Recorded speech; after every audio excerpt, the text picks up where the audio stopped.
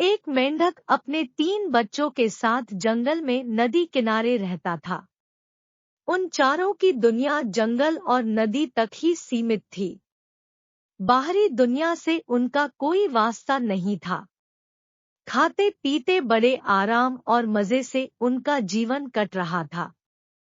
मेंढक हृष्ट पुष्ट था। उसके बच्चों के लिए वह दुनिया का सबसे विशालकाय जीव था। वह रोज उन्हें अपनी बहादुरी के किस्से सुनाता और उनकी प्रशंसा पाकर फूला नहीं समाता था। एक दिन मेंढक के तीनों बच्चे घूमते घूमते जंगल के पास स्थित एक गांव में पहुंच गए।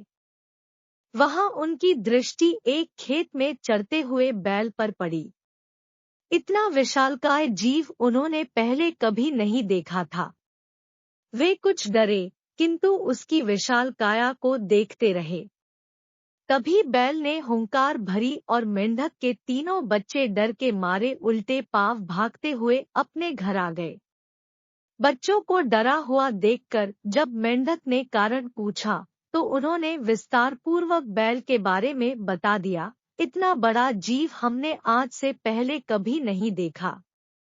हमें लगता है दुनिया का सबसे विशालकाय जीव आप नहीं, वह है। अपने बच्चों की बात सुनकर मेंढक को बुरा लगा।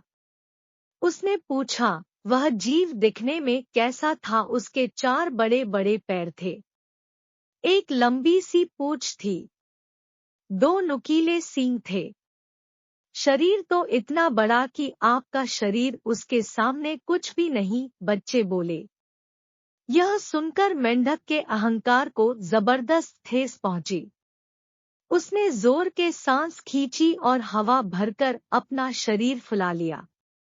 फिर बच्चों से पूछा, क्या वह इतना बड़ा था? नहीं, इससे बहुत बड़ा, बच्चे बोले। मेंढक ने थोड़ी और हवा भरकर अपना शरीर और फुलाया। फिर बच्चों से पूछा, क्या वह इतना बड़ा था? नहीं, इससे बहुत बड़ा, बच्चे बोले।